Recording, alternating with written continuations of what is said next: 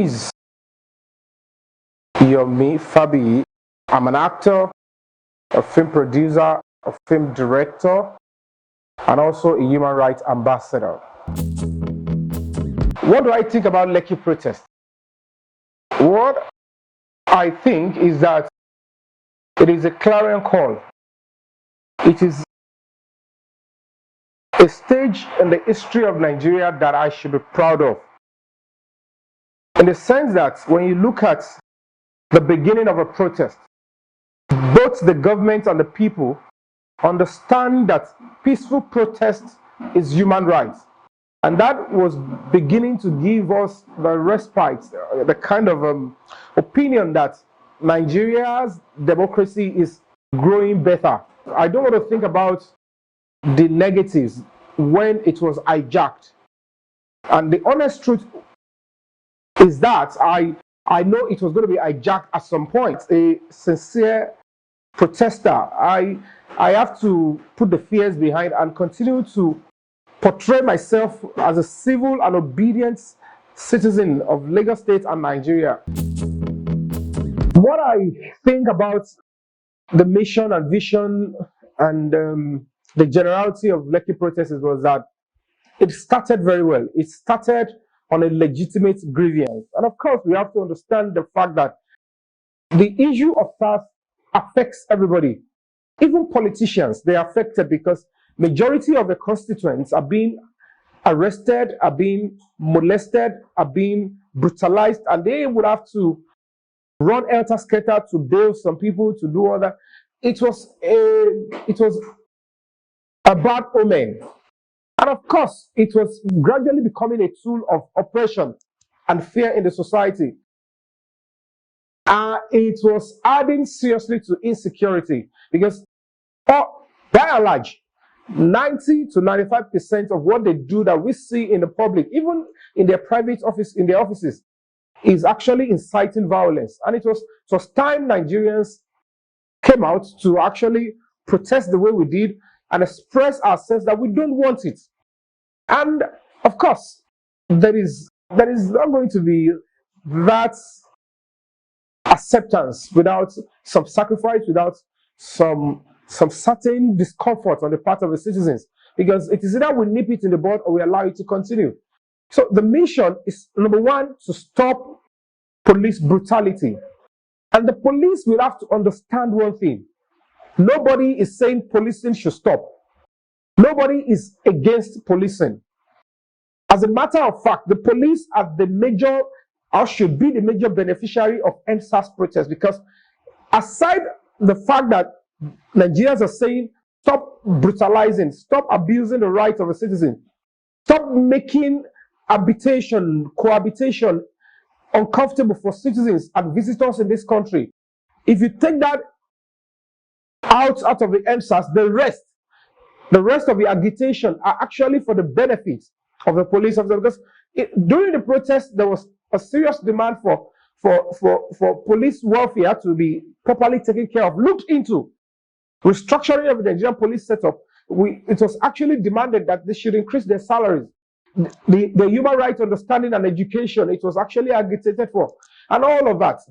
As a matter of fact, they get abused too in the police setup. These are all the things we think should be done to correct the anomalies in the police setup, and that was the mission of the EndSARS. But unfortunately, I don't know which of the demands have been met yet. I don't know, except the fact that SARS was disbanded and given another name. Depriving the youth the right of expression, particularly on legitimate grievances, is a serious problem.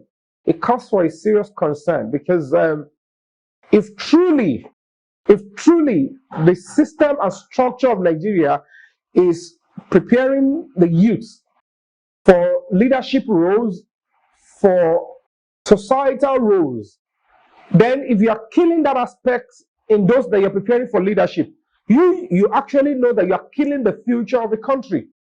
That means you are trying to raise dummies, people that will not even know their rights and those that cannot stand and defend it. We're not asking you to give the youth the right to be vandals, to be criminals. No, you're asking you to give the youth the rights and the tools to become proper and civil citizens.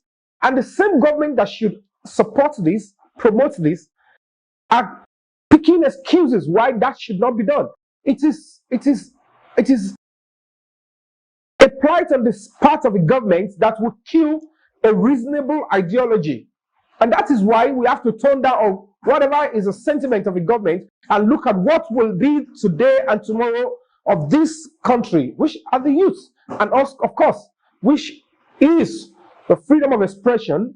I am not saying the youth should express themselves illegally or lie or blackmail or try to concoct stories or stay by falsehood.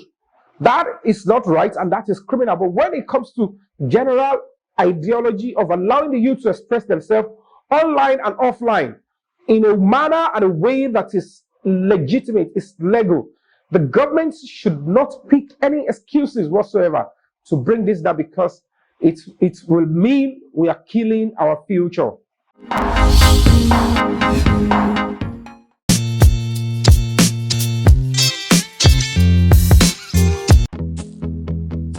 We began NSAS. Luckily, my own protest against the SARS never started when that protest began. I have been doing a lot of things on NSAS. I have been, if you see my social media, I have been trying to, advocate, appeal, talk. I was never silent. And of course, at a point I look at, okay, what can I do legally? What can I do in a very modest manner that will also pass the right message? And what I did was, okay, fine. I ensured that, number one, I did a summit on human rights. That was in 2019, a week to the general election that was cancelled. And I did a human rights summit. Of course, a lot of people were like, when your mates were using their money, their savings to do film launching, to make money, to bring in musicians, why are you spending on human rights? I said, we have a different calling. I have a role to play in the society. I'm an adult and a member of a voting public. I won't say because I'm an entertainer, I should abandon the society, the country, the people that are making us. And I look at it, I have to follow what I know, what I think is good. Bringing my friends to support me. I got money from no other person, no government, no embassies, nobody, absolutely. I convened the summit on human rights at Sheraton Hotels, and the second day we had a rally. And what I was doing was we're trying to allow people to express themselves on human rights and why they should protect their rights and how their rights can be protected. I brought in the Commissioner of Police in Lagos State. I brought in Amnesty International. I brought in the current human rights lawyer in the United Nations then. I brought in actors, activists, musicians, students from Igbobi College. Everybody, stakeholders, to understand the nitty-gritty of human rights so that people can be protesting, they can actually speak up and know that your rights can be protected if you go to the right place in the police station. And after that, I shot a movie on human rights. And coincidentally, the movie came out on the 2nd of October, and after loads, hundreds of views online, virtually, on the 4th, the protest began. And I'm like, okay, fine. This is what I have been agitating for. Now people are beginning to wake up, because as a filmmaker, we have a role to play in the society. We're not just going to be doing movies just to make people laugh. We have to do movies to educate. We have to do movies to tell this government what we think should be the next step in the country. We have also a role to play in the society to expatiate and to also forecast for government.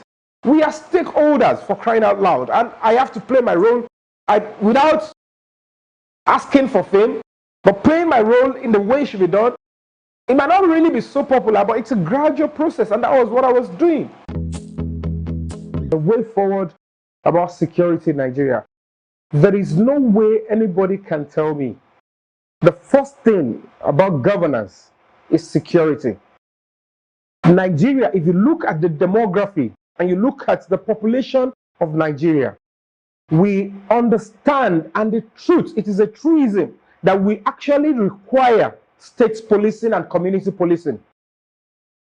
People all over the world, anybody wants peace, wants security.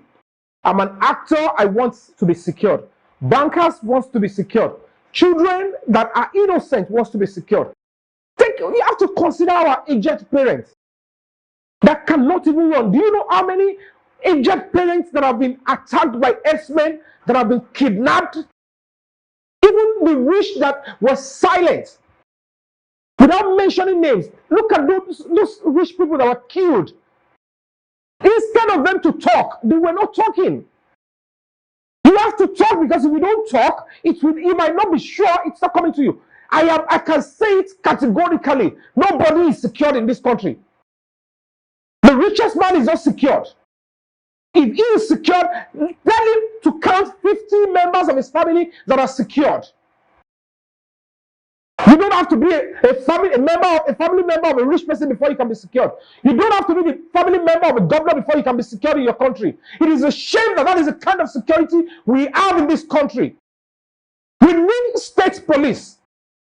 And if there is anybody picking excuses that if there is state police, the governors will abuse power, then you are deceiving yourself. You need to consider first lives and properties. Immediately we have state police, we will also have laws that will checkmate the governors from abusing the state policing. But the most important thing is that they will discharge proper protection of lives and property. They will know, the state police officers will know who is entering into the state and who is not. They will protect because they are living there or they are actually indigents. They will know, the state will be able to budget properly for proper equipment. There will be employment. There will be state-of-the-art infrastructures. And of course, citizens in each state will be protected, because if you know, you have to know, okay, can I go to this state? It is well protected. Then security will become a competition. How can a governor be outsourcing the security of his or her people, when in the true sense, the governor is a chief security officer of the state? The governor swore to protect the people.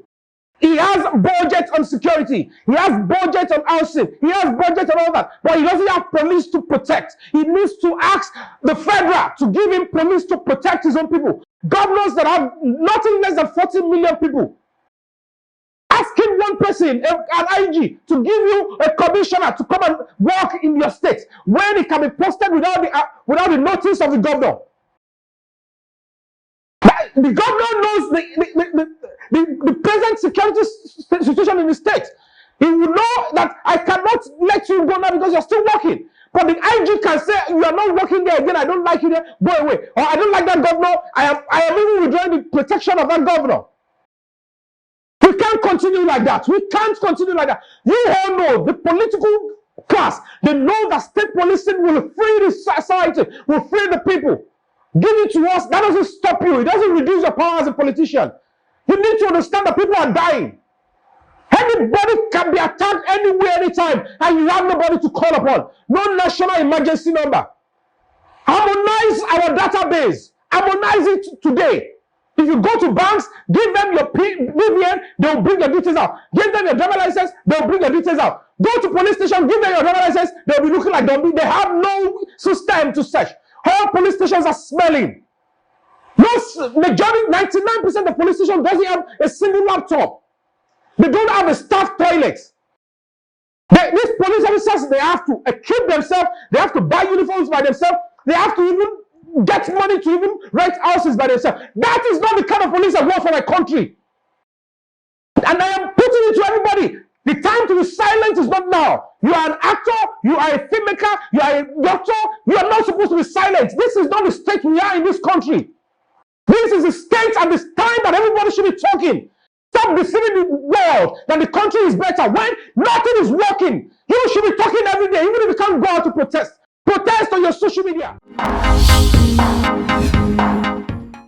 Yes, so what is your mood? What is the mood around you? But the most important thing is the mood in the city. You're on to Citymoods. Gbogbo ṣe ń ṣẹlẹ̀ everything, gbogbo dídọ́ndé, gbogbo authentic mood. This city in Kẹwà. This is where you should hang on to Citymoods TV. Love your mood.